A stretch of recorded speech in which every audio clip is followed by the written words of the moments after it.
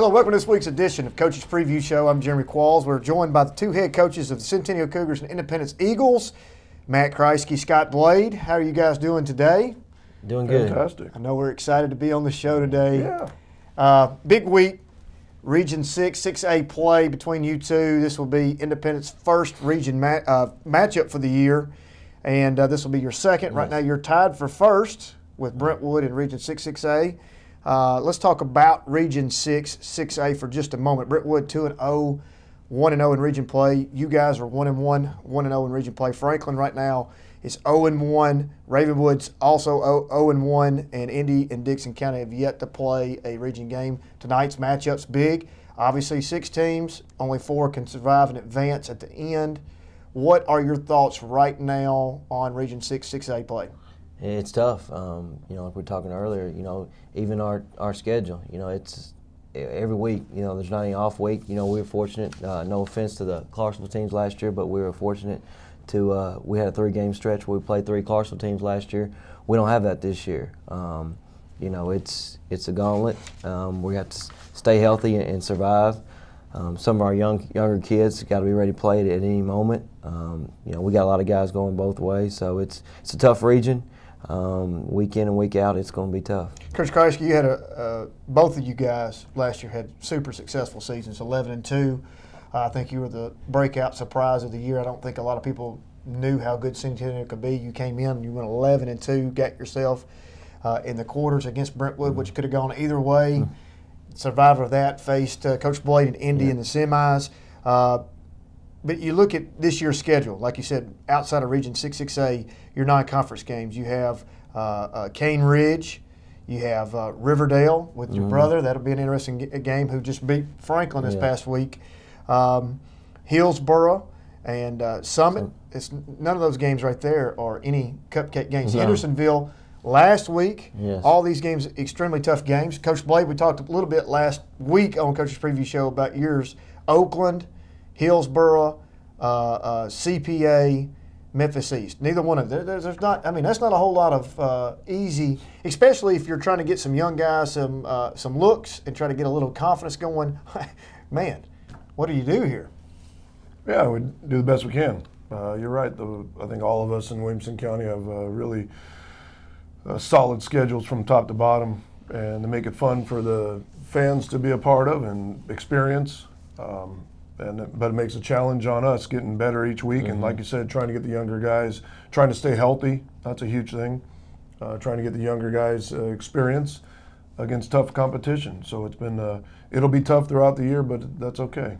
Well, at the end, when it comes time, does it help or hurt? I mean, obviously I know that some of these games that you set up, Coach Blade speaking on your behalf first, tough to schedule.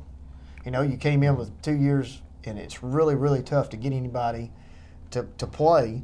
And you think by being battle-tested by these teams, when it comes playoff time, if you have the fortune to get it in, of course, it's like you said, it's no given in 6, 6A.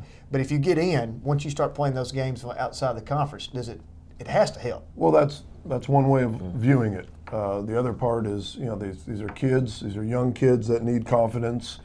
They read papers. I mean, there's a few years ago that we were close. We were 6-4 and really close to being 9-1. Unfortunately, with young minds, they see themselves as a 6-4 team and not a potential 9-1 team. So the confidence factor is a issue that we're aware of, and that is important to get these kids on the right track, so that if we're fortunate enough to make the playoffs, you're going in at full speed, full strength, and full steam ahead. But it is a double-edged sword. But it's tough scheduling.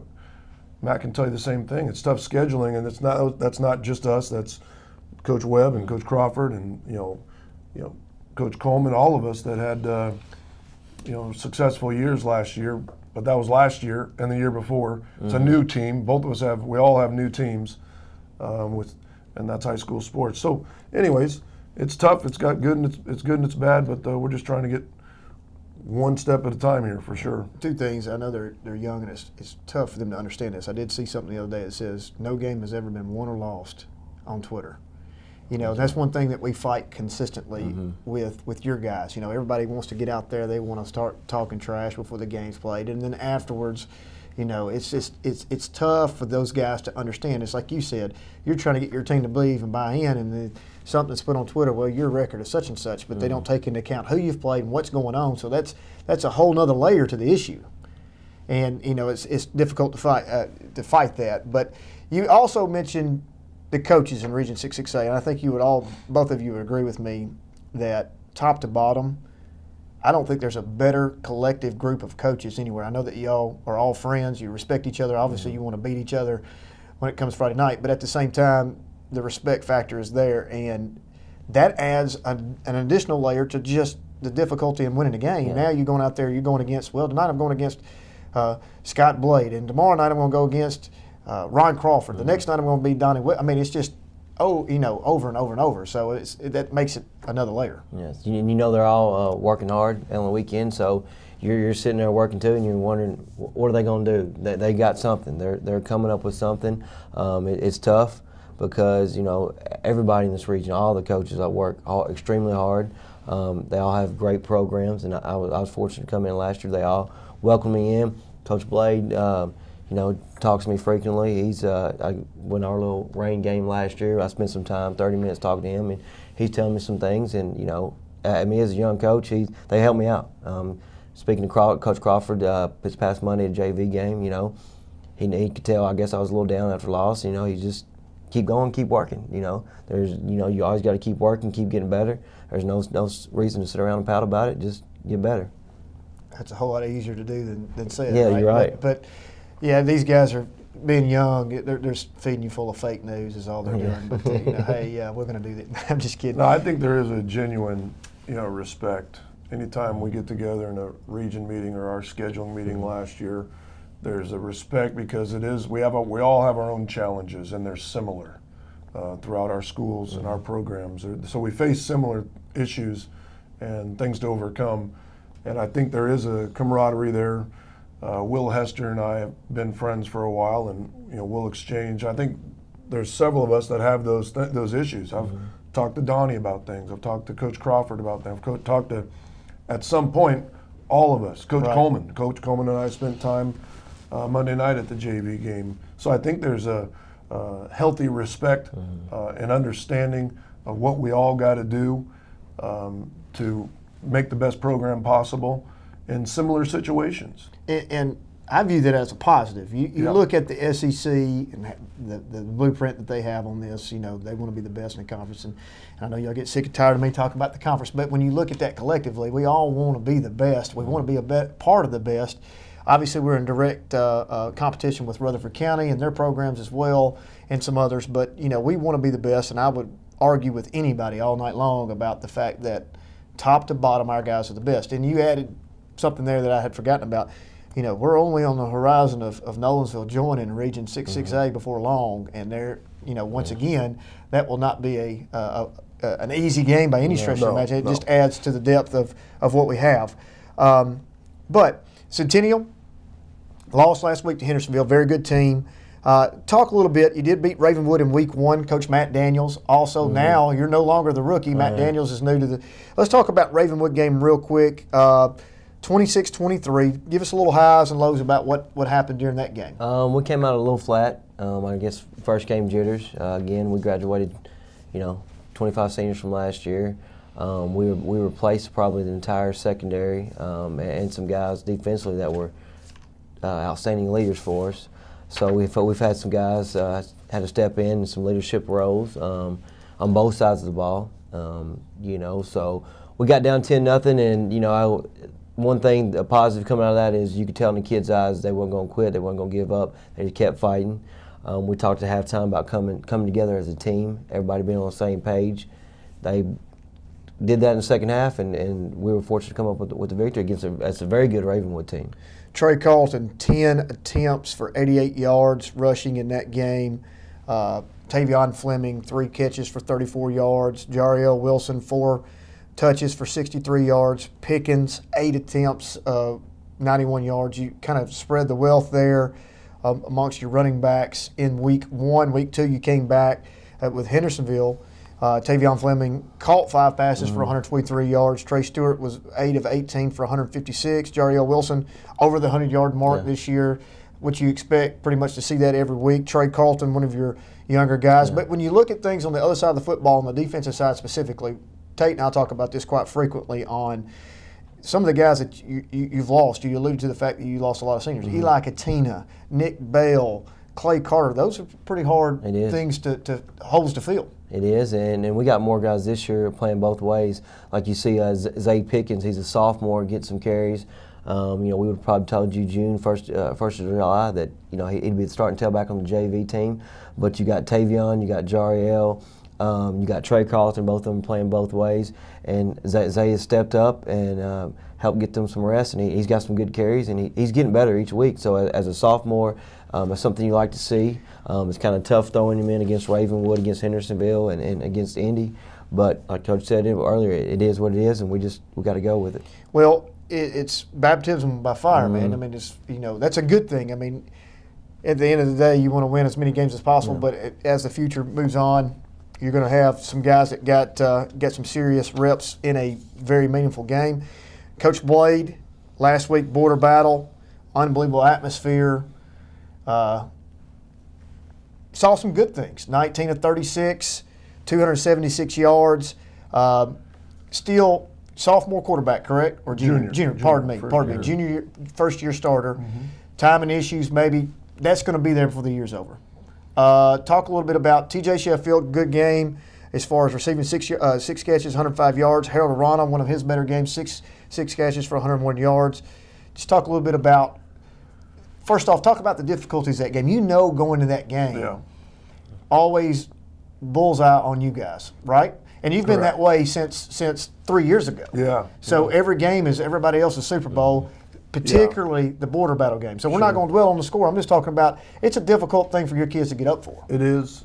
It really is. Again, I said it last week. Coach Coleman has done a great job with this program, and they've got those kids believing, and they've got that training going in the right direction.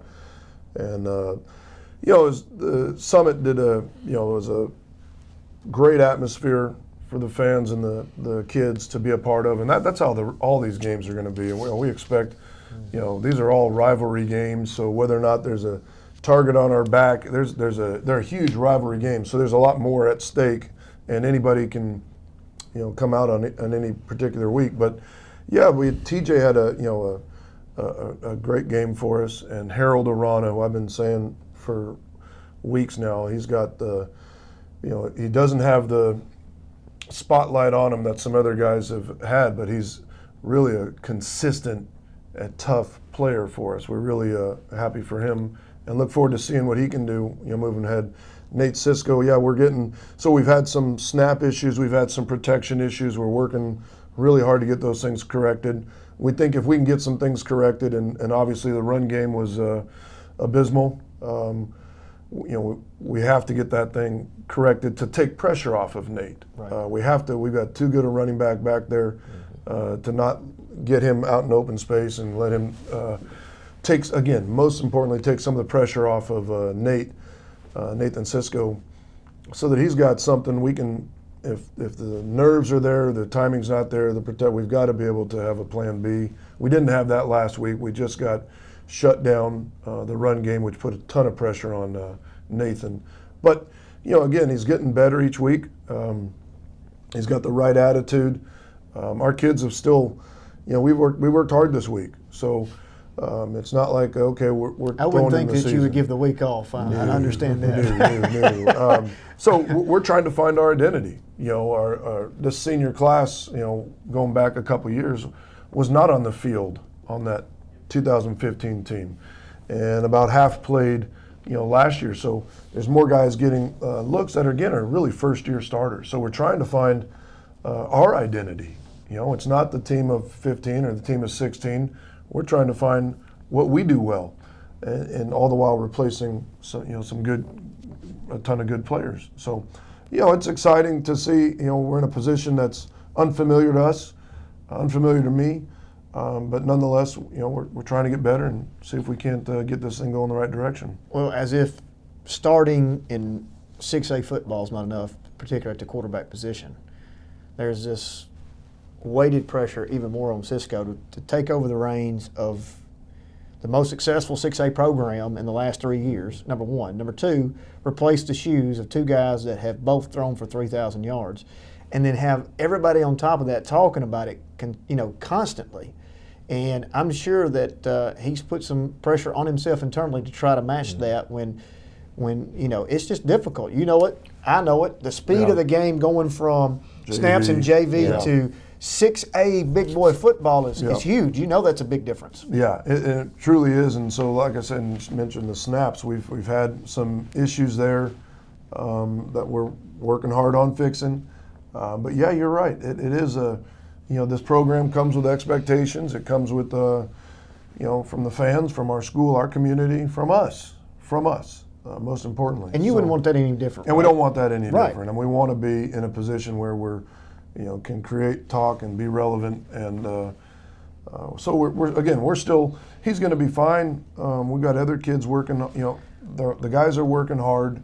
They've had actually a pretty good week. I don't know necessarily how that translates tonight, but they've at least been working hard, and their attitudes have been, at least on the field, have been in the right place. I'm going to make this prediction. I go back and you alluded to it. I believe you finished, was it 7-6 or 6-7 that year? I think Hendersonville before you went on the streak, right? 6-5. Yeah. Hendersonville ended that that year.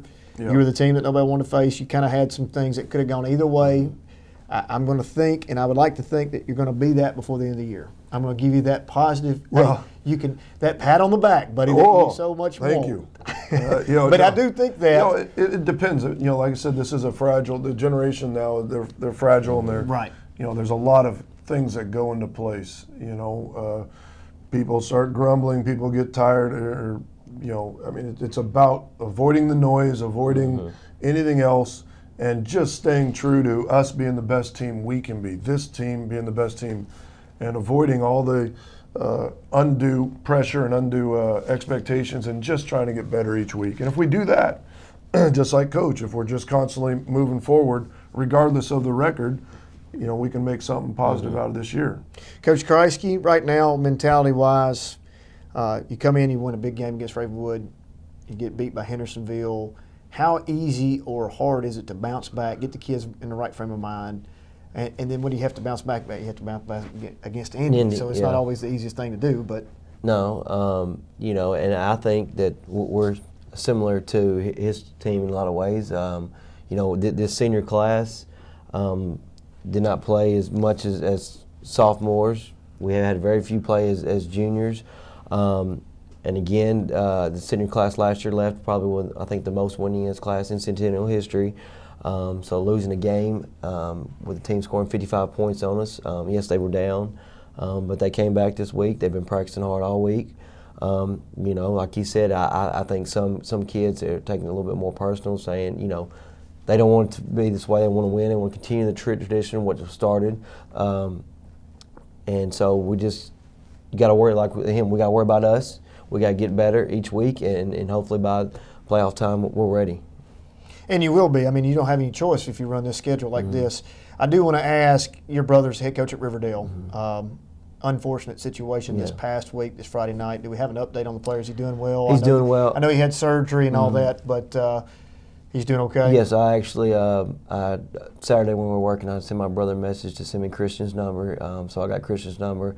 I texted him. We text back and forth a little bit Saturday and some Sunday. He's doing better. He was home Sunday.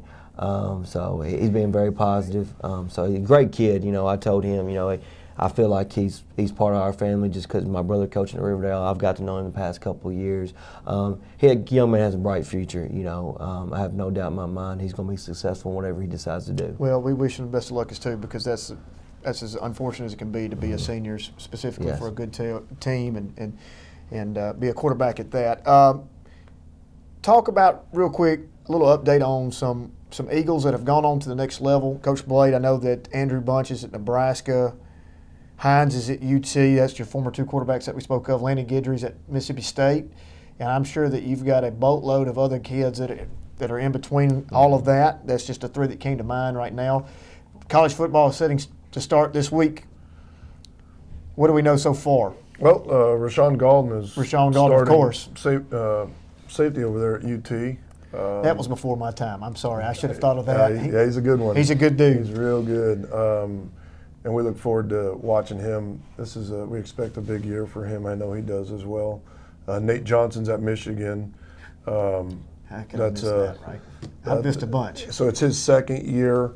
I know he's been battling, for playing time. We're looking forward to seeing what he, contributes. We got Finest Stribling, who's at Missouri. He was my first year, and he's actually going to be playing time. He's a redshirt junior now. He'll get playing time as a DB up there. His brother's at MTSU, and he'll be getting. We expect him to get. So he's a redshirt freshman. We expect him to get some time. We got kids all over. Seth Huner took every snap. He was a back-to-back 1,000-yard receiver, unbelievable kid, family, character, all the above at Tennessee Tech.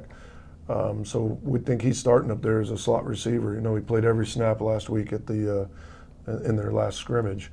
So we got kids all over the place that we're excited to see them go on. They a lot of times will text me and good luck and how's the kids doing. Alan Watson's up at Dayton. I mean, they really, the past guys that have come through our program have done a good job of keeping track and checking up on the kids and checking up on, what the issues are. Coach, how do we help? And I've had, Andrew get in touch with Cisco. They have a bona fide interest in our program, and it's good to see because we all love to see them play. I know there's a bunch I've missed, but those are some of the guys that in the recent years. That's a good problem to have, to forget. I mean, I'm sitting there thinking about Nate Johnson. How could I forget that? But I think they've got him at slot as well, right? Yeah, and on the depth chart, I don't think he's released. It's funny because I grew up a Vanderbilt fan. We have yet to sign a single kid out of the WCS Sports Conference to Vanderbilt yet. But I've become fans of all these and keep up with all these guys. You mentioned Missouri Stribling's there. You've got Emmanuel Hall from Centennial there. Yep. Tyrell Dotson, household name here. Number one on depth chart at linebacker at Texas A&M this weekend. Yeah. Going to be fun to watch. We've got them from top to bottom, everywhere in between. I think Nick Bell's at Dayton this year. Is that correct? I'm working on the offensive line at Dayton. He's enjoying it. Like Coach said, he texts me quite frequently. Last weekend after their scrimmage, possibly might be red-shirted this year. But he's a hard worker. I have no doubt in my mind. Next couple of years, he's going to crack that starting lineup.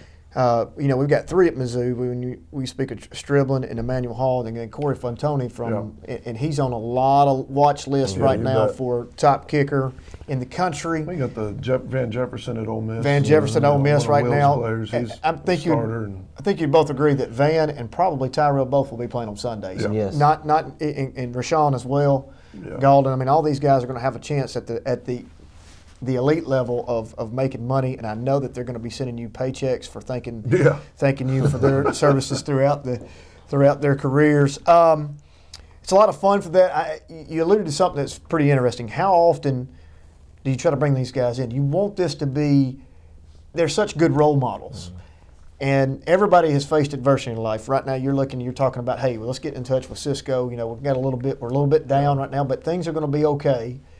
Talk a little bit about that. How do you approach that? How do you bring these guys in, and how they probably want to be involved? The kids, we have a lot of kids that come back during spring ball, and I remember the first day of last year we had Finest, we had Andrew Bunch, we had Rashawn Galden, we had a bunch of the kids coming back to spring ball to work with the kids and encourage them, and then typically a lot will come back on their bye week if they have.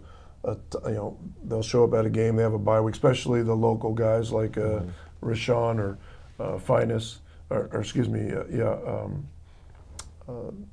So the guys that are playing local, if they can, if their schedule allows, they'll come back. Or if they've got an extended break or something for a bye week or something, they'll come see us. I remember Nate Johnson being there from the time y'all got off the bus at the state championship game right there, right. Being the biggest cheerleader that he could possibly be. And I know that Tyrell bleeds Columbia blue, man. He's a big Twitter guy. And of course, he keeps up with you, and he's constantly giving shout-outs to Centennial, wanting them to win, cheering them on. He's reached out to Jario a couple times already this year. So, you know, it's great for them to be in constant communication with our players. Nick Bell came and spoke to the team right before he left for fall camp. So, I mean, you know, it's good to have guys like that around. We had Nate Wilkerson, I believe, plays at Murray State's offensive line. He came and worked out with us this summer. The Piscataway twins worked out with us this summer. So, I mean, it's awesome to have guys like that to want to be around and still be around. And Dion at Oh yeah, of course. Dion Sanders at Furman. He comes around all the time. He's always up there working out, talking to our guys. So I mean, it's great to have guys constantly come around that's playing at the next level. I think he suffered a career, not a career, season-ending injury last year with the ACL, but he's back full time. He's a dual sport athlete on Division I level. It's not easy to do. Starts in both. Running back, and I think he plays infield maybe. I can't remember what position he plays in baseball, but very productive on both sides.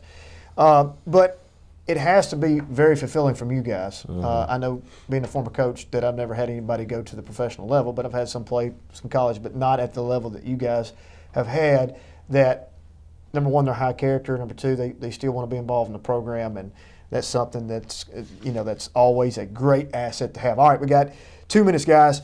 Run down real quick. Coach, what are we going to see? Coach Blade, what are we going to see from a defensive standpoint on your side offensively for the Centennial Cougars? Well, they've got a dynamic quarterback. You know, that we've got to slow down. He can run the ball, either has a tailback or he can roll out. And, you know, so if we have to contain him, so keeping it real simple, we have to contain him. And they've got several running backs that, you know, we've seen, you know, can take the ball and do damage. So, he throws the ball well, so we've seen it against Hendersonville, got him over the top.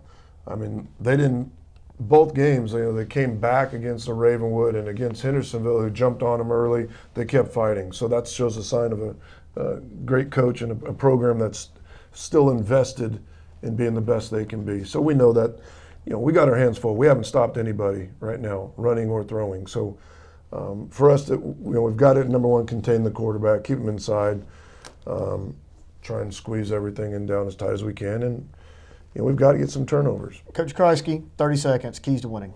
We can't give up the big plays defensively. That's going to be huge. And offensively, we got to long drives and keep their offense off the field. Got to keep all those athletes off the field, keep them on the sideline as long as possible. I think you'll both agree that Brentwood gets the win over Dixon tonight, even though that Dixon, you have to still step off the bus, you have to play these guys, but I think this game is pretty automatic. Do you dare make a prediction on who wins the Franklin-Ravenwood game? That's another interesting matchup. It really is, I know. I'm not asking you to make a prediction, but you're looking at right here the possibility in week 3 of who gets in the playoffs and who gets out. I mean, every week is crucial for you guys. So I wish you both the best of luck tonight. Appreciate you coming in. 7 o'clock tonight at Independence.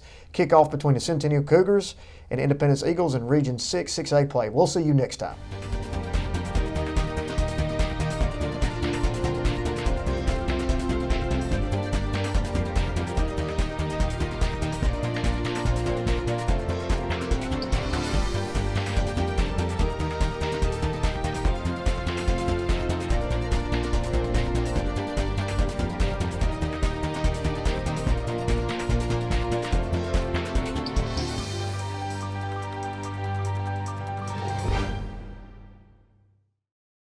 You're always trying to keep your kids safe, right? What about preventing concussion? Concussion can happen anywhere, on a sports field, at the park, even at home. So you need to know the ABCs. Assess the situation, be alert for signs and symptoms, and contact a healthcare professional. Most kids recover completely, but seek care to help them get better faster. To learn more, go to cdc.gov/concussion. Keep kids safe. It's as simple as ABC.